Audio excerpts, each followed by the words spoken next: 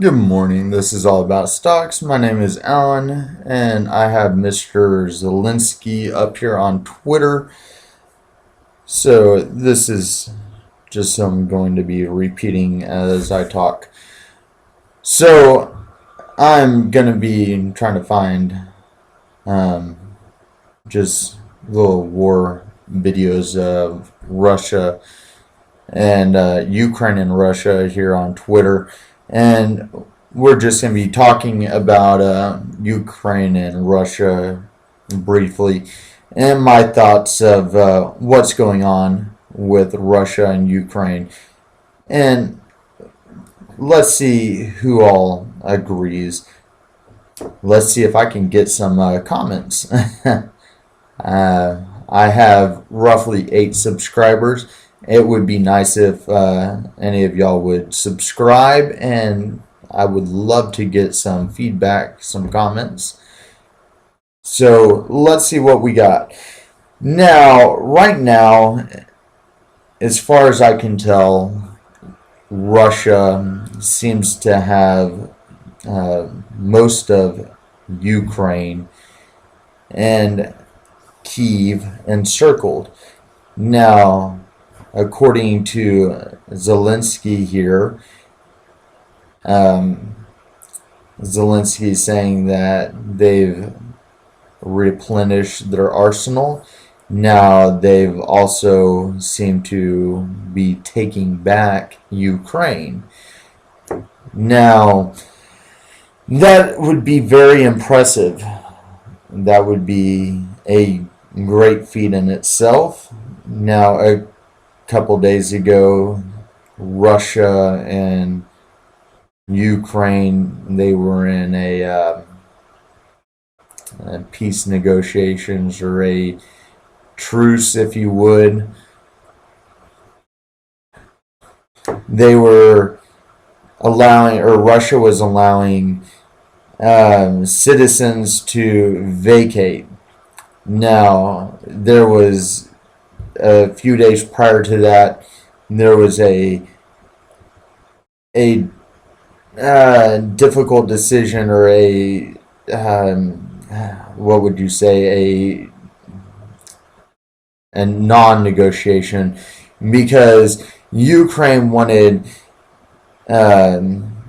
Ukraine citizens to go to Poland. Russia wanted Ukraine citizens to go to Russia. Well, if I was Ukraine, I wouldn't want the citizens to go to Russia. Excuse me. I want the invaders to have the citizens either. And now, when that fell through, Russia continued to fire upon the citizens and continue to attack and invade. And then a day or two later, the talks continued, and once again, they had the peace or talk or stop fire happened again. And if I remember correctly, the citizens vacated to Poland. Now, there was I did happen to miss a few days there due to family difficulty. So I'm not sure where Ukraine citizens vacated to. I'm gonna scroll down here, see if there is anything else I can find here. And you know what? We're just gonna pull up Ukraine and war in Ukraine. And Zelensky, I mean, this guy, he is a comedian and got voted in as president, and he's stuck through all this war.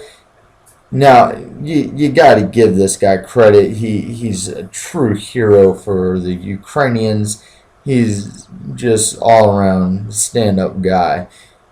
And no matter how you see this guy, you got to give him props. You got to go, hey, this guy really stood up for his country, the people, and just, you know, whatever you make out of Russia, Ukraine, no matter where in the world you stand, no matter who, like it, I don't care what country you're, like if you're Chinese and you don't like the US, if you're North Korean and you don't like US, or you don't like Ukraine and you're for Russia, you still, as a man, a woman, or a child, you have to give Zelensky props. You have to give him credit where credit's due. This man has stood up and just gave everything he has. He's putting his life on the line. He's putting his family's life on the line. And he's giving everything he has for his country. Now, that's credit where credit's due. Now, let's talk about Ukraine. Now, what we were just talking about, where they're talking about getting, you know, ammunition and retaking back the country, as Zelensky just said. Now, I've been talking to my friends, my family about that situation, and Putin has continuously said, hey, NATO needs to stay out of this situation. And Poland has put, I believe it was 2 weeks ago, or no, a week ago, they gave Ukraine, I'm not sure what fighter jets it was, and I just can't remember. However, let's rewind and go, hey, you have Russia come in and they took out everything. They took out the airports. They took out the ability to attack the airplanes that Russia had, so there's no air defense. They took out the airplanes. They took out just every ability Ukraine had to fight air. I mean, so there's Russia controlled the sky.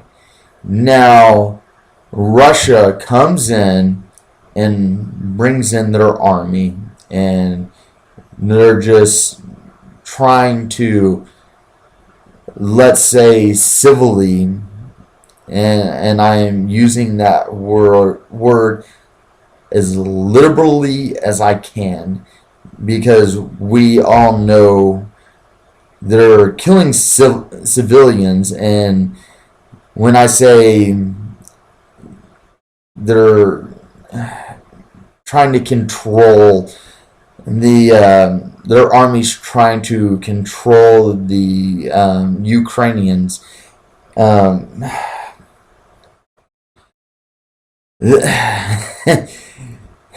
War is hell. That's the best way to say it. So I guess the best way to say it is they're trying to save money. So insane. They don't want to expend the money to drop bombs. So their army comes in and just rampantly destroys everything. So saying that they're coming in and just destroying everything would probably be a better word than saying that they're any other word would be just, yeah. So they're just coming in and just destroying everything. That's probably the best way to say it. Now, so they're coming in. Russia's just coming in, destroying everything, and so I took a second. I wanted to pause. I'm not a fan of war. My family is a military family. My grandfather fought in World War II.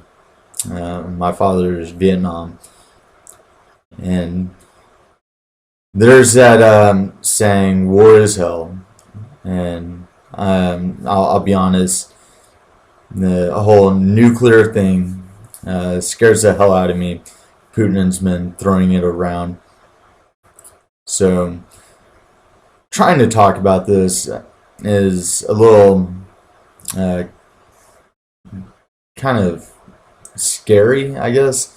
And I know a lot of people share that sentiment with me. So, I'm trying to talk about it, one, for me, but also due to the fact to share the information. However, I feel like I can share the other side. There's a lot of people out there, I feel they're those social justice warriors. They're on the internet and they're raging as much as they can. They're rooting this war on. Now, I use that phrase, war is hell. You've heard it in movies. You've probably heard it from vets. Now, I want you to understand that I personally have never been in it. My grandfather, like I said, Pearl Harbor veteran. Now, he never would talk about Pearl Harbor. Now, he went on after Pearl Harbor, he fought in the Pacific. The Pacific was one of the bloodiest parts of World War II. He would never talk about it. He would never even admit that he was in the Pacific. He said that he was in Pearl Harbor. Now, the reason I know he was in the Pacific was due to the fact that if you were in Pearl Harbor, you had to go into the Pacific. Now, he told me that he was on a specific battleship. It was named the Blue. And I've done research on it. And it turned out to be a very interesting battleship. And I might later on tell y'all about it. It's very interesting, to say the least. Now, going back to these social justice warriors. These social justice warriors, they're rooting on this war.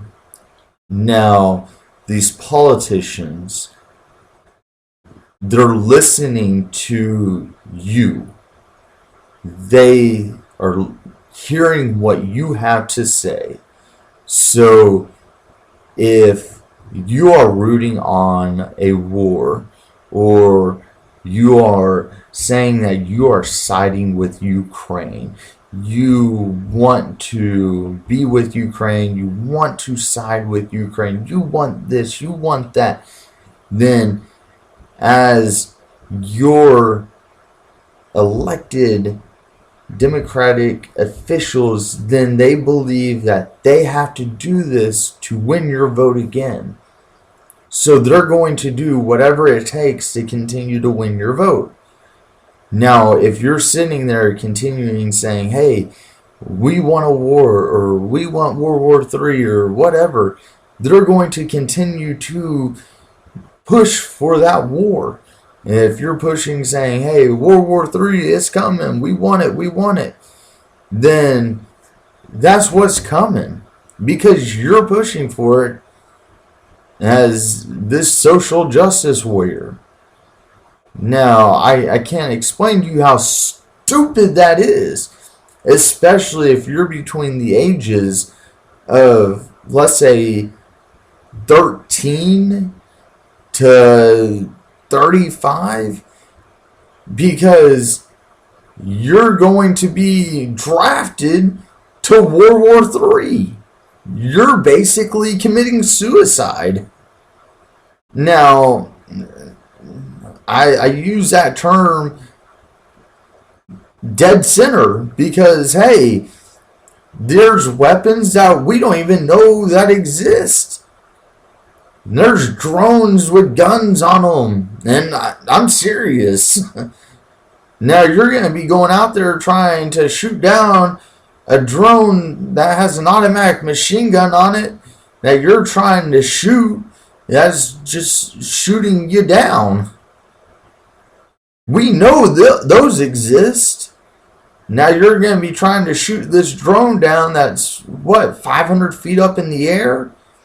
And you're going to be hunkered down in, maybe, if you're lucky, maybe a bunker?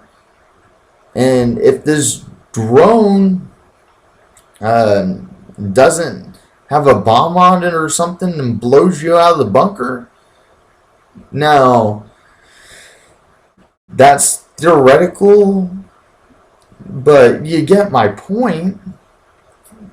So, if World War III does break out, you're going to get drafted. And these are the people who are sitting there rooting on the war.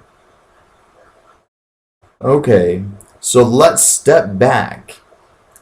Now let's go to the politicians who are sitting there saying, hey, we can't stand for the things happening in Ukraine. We must side with Ukraine. And let's go with the older population who are saying, let's side with Ukraine. Okay, are they ready to have their sons and daughters get drafted? These are the things that people need to think about. I'm 35. I'm about to be 36. I'm disabled. I'm not going to be drafted, but I sure the hell am not ready to have my son drafted. I don't want this war. I'm not ready, for any of this. I don't want any of this. I'm screaming and saying, hey, don't let any of this happen. Stop. Everyone breathe. Hey, if Ukraine and Russia have a problem, Ukraine used to be part of Russia. Let them sort their stuff out. Hey, part of my family is from Ukraine. I understand, I have family over there. So, hey, if all y'all want to blow me up and scream and say whatever y'all want, I'm still involved in all this. So if y'all's comments are directed at me, just remember, I'm involved in this. I have family. So, but what my thoughts are, Ukraine, Russia, sort y'all shit out, but there does not need to be nukes flying. Let the civilians stay out of it. Quit killing civilians. The military can handle the military, but outside that, leave the fucking civilians alone. And excuse my language. But, enough's enough. And in the day of the internet, we are way too connected to be having all these problems. Now, with all that, let's take a second and give me a second. See, I get a little heated. I try not to curse or try to watch what I say, and I try to follow YouTube's policy and all that. But here's the facts, and you gotta keep in mind, war is, a bunch of politicians talking. It's old men talking, young men dying, and it's just a bunch of politicians sitting up there and talking, drinking brandy, while a bunch of young men sitting there and a bunch of laying in the ground dying. Now, we're going to get to the facts of, the war, or, the what's going to come about it is, now, when everything's said and done, whether Russia takes over Ukraine or it doesn't, we don't know. But what we do know is Ukraine did have a COVID outbreak at the time. Now, you did have a massive exodus of Ukrainians to Europe. Now, Europe didn't lock down, so they're still having flights, drives, boats, and everything. So now you're going to have COVID spreading back around the world because, and I'm just going to scroll down here. Give me a second here, see if I can find another video for you. So now you're going to have COVID spreading back around the world in massive amounts of numbers. And we're probably going to have a new variant coming out probably sooner than expected. Maybe, if we're lucky, it'll hit next winter. And if we're lucky, very lucky, it's going to be as weak as Omicron. And if the world is not lucky, it's going to be as strong as the original variant or something equivalent as Delta. So we're looking somewhere around, the original COVID to Omicron. Then now you have China, Taiwan. So you have multiple questionable situations going on within the next, year to 2 years. You got North Korea doing whatever they're doing. So, oh, wow. Now let's take that moment to breathe. Now, the thing is, I've always been told, never, if you want to have friends, never talk about politics. The question of who'd you prefer better? Was it Biden or Trump? I won't ask you, but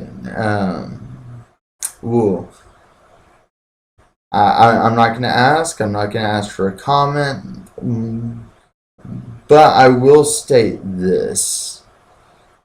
Currently, and my personal opinion does not matter. I do not have a personal opinion. and I will not state a personal opinion. However, as far as gas goes, and nothing matters, this would probably have happened under Trump either way. Because keep in mind, Russia attacked Ukraine back in 2014. So this would have happened either way. And it just would have. So if you're looking for the comparison of Joe Biden and Trump, and you're comparing, well, Russia would not have attacked if Trump would have won, and gas prices wouldn't have went up, and that's a non-comparison because Ukraine was trying to join the EU and NATO, and that is what probably sparked it. But what I'm gonna say is that right now gas prices. I'm changing the subject, so I'm dropping the whole political argument. So I want to keep friends, but I'm gonna say this right now. Gas prices right now are in Texas, they just reached $4 for unleaded, $4.50 for diesel, and I believe in California they are hitting $5.50 ish. Now, of course, I don't live in California, so I can't be certain on that. Now, excuse me, I'm gonna my calming stick. Now, with gas prices that high, there's certain predictions that gas is going to hit $10 this summer, which sounds about right. Usually in the summer, you see about a 50% uptick, and I would say maybe $10 is a little high. I would say probably about $7.50 because it'd be about 50% of its current prices.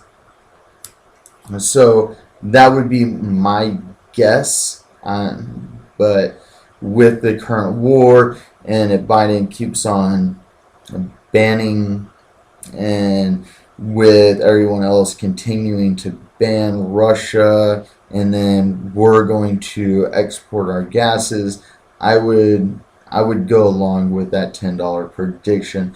But once again, I'm not a forecaster or an analyst, so I'm just gonna go, hey, with everything going on, that would probably sound about right. So with they're saying crude is going to hit 180 to 200, then that would probably be in line, that 180-ish mark. But once again, I'm just going with what the analysts are predicting. It all lines up correctly once you get into April to, or I'm sorry, about May to August.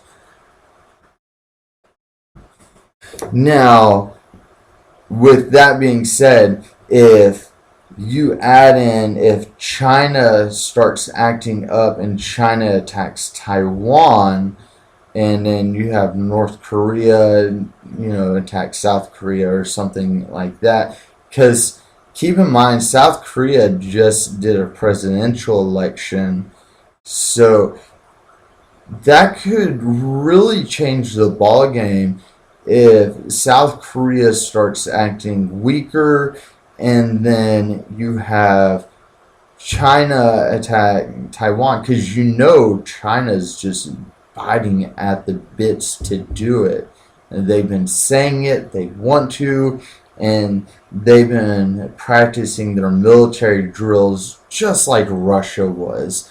So I truly believe that China's in the works to attack Taiwan. And if you watch, I guess it's C-SPAN or whatever that is, we're preparing for when, or the United States and NATO, they're preparing for when China does attack Taiwan. Now, I think that we're much more interested, and when I say we're, but NATO's much more interested in protecting Taiwan than protecting Ukraine. But that also questions the door of, is Ukraine really picking up the guns and picking up these tanks and fighting Russia off? Or is NATO wearing these colors and is secretly, all of a sudden anyone can go in there and be a mercenary and fight for Ukraine? So all of a sudden you have NATO mercenaries that just came in there to fight Russia. So now you have basically a bunch of mercenaries that are NATO fighting Russia. So Russia is basically fighting NATO, but they're listed as mercenaries. And then World War III has basically is in the beginning stages, and then we're waiting for that China and Taiwan battle to begin. And because keep in mind, Russia and China are allied. Now, North Korea and China are also allied. So there's that three alliance. And then when we pulled out of, what was it, Afghanistan, then there could be that alliance and between the three of them. And then I kind of feel like Pakistan, because they're not a fan of India. So I feel like there's going to be that fifth alliance kind of join in there, because they don't want, or they don't like India. Excuse me, mouth got dry.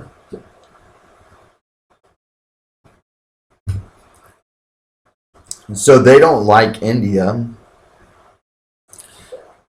So I think there's going to be that like fifth alliance come in. But this is just assumptions at that point. I mean, we're talking about like deep assumptions. Now, I mean, we're talking about a pretty big assumption that, NATO's fighting as mercenaries. I can't prove that. I don't know if anyone really could, but if that is truly the case, and Putin knows it or suspects it, then that would probably be the reason why he's throwing out the, hey, I'm going to use nukes, quit attacking, quit getting involved in this. Then you have the situation of, hey, if he does nuke, who would he nuke? What's actually going to happen? So, and where do we go from there? So if you've actually watched my video to this point, I do want to thank you, and I do appreciate you watching. And I'd like to ask you to subscribe, like, leave me a comment. But let's turn to the stock market. I do want to say thank you one last time. I know I've kind of changed my format. I've took a few breaks in between, and it's just kind of gives me a break, and that way I can give you a little bit more content, and it kind of helps me out. But I want to change where I'm going with this, and I'm gonna say, hey, from here, let's look at the stock market. Let's look at, so if all this happens, and so from this point, so if we're gonna make these assumptions, or let's look at, okay, so Russia's, at this point, okay, Russia's at A to B, all right? So we know where Russia's at. We don't know where China's at. We don't know where North Korea is. We know that they've shot off at ICBM, and we don't know the other allies. Correct? We can say, hey, there's a possibility that we might be entering a nuclear, or not a nuclear war, but a World War III. Now, I've been talking about this, but I am very against it. The main reason I am making this video is I am trying to tell everyone how much this will affect everyone. That if we end up having a World War III, or if the U.S. go to war, that it will kill many people. It will kill your sons, your daughters. And that's a very big difference from World War II. Your daughters could be in this war. There will be a generation lost to this war. The difference to this war than any other war, this war might be fought on the U.S. soil. There could be bombs, tanks, planes, helicopters on U.S. soil. Now, people who are expecting or wanting this war, it could be fought on U.S. soil. Buildings could be destroyed. Your house could be destroyed. It's not going to be fought on some far off place. It's not going to be some far off land. This war might actually be fought on your home. There would be no place to hide. It's not like you can run away from a war. So I'm trying to stress that fact.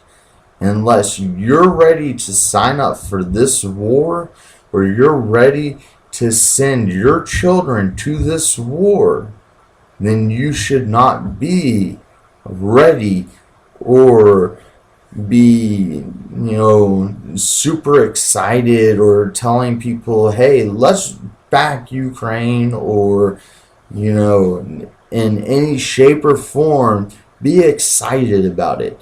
That's the main point I'm trying to get across. But enough about the war. Let's turn to the stock market. Now, I can't really predict or make assumptions really about China or North Korea, especially North Korea, the Hermit Kingdom. But we do know that just about every company is trying or has closed off or cut ties with Russia. For example, right here, Coca-Cola and McDonald's, Starbucks have cut ties with Russia. Now, there's not many companies that I can think of that have not cut ties with them. Visa, MasterCard, they also have cut ties with Russia. The So pretty much this entire video, I've gave nothing but bad news. I want to end this video on a good note. So with that being said, the only good news that I can think to give you today at 3 a.m. Central Time, Amazon did announce that they will be doing a stock split. I believe it's a 20-for-1 stock split. I know everyone has been predicting it. They've been thinking it's coming. They finally did announce it.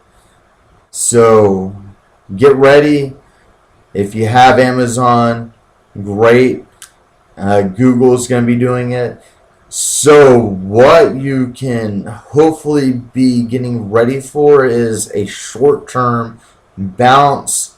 I would imagine that here probably within the next month, probably all of March, I'm thinking all of March is probably going to be a down month.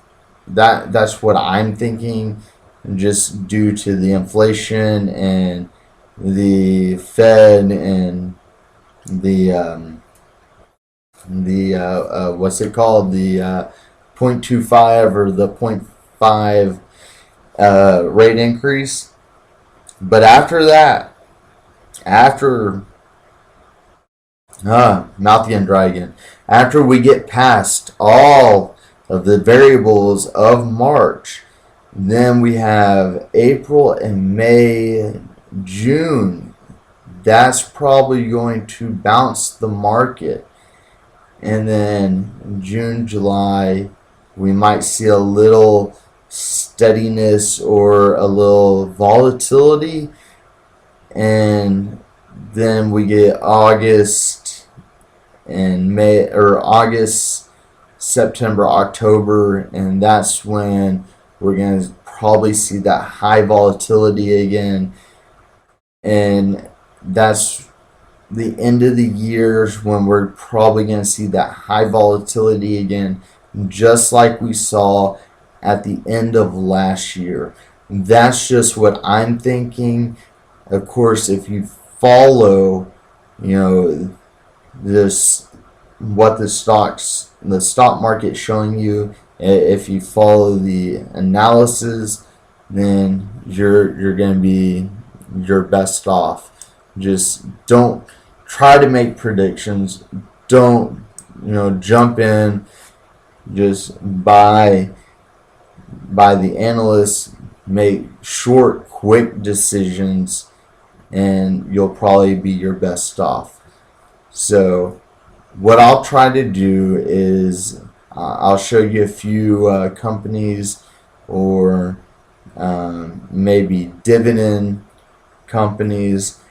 I'm trying to give y'all what y'all want, but without comments or without anyone making any suggestions of what y'all would like to see. I'm kind of running blind here, so I'm doing, I'm trying to make a channel blind, but I do want to give y'all more of what y'all want, but it's hard to make a good channel without knowing what anyone wants to see. So I do want to try to improve. So y'all do have a great night or great day, and hopefully I can Or what I'm gonna do is I'm gonna start trying to do weekly videos every Sunday. But y'all do have a great day, and I hope y'all did stay till the end. Thank you, and y'all have a great day.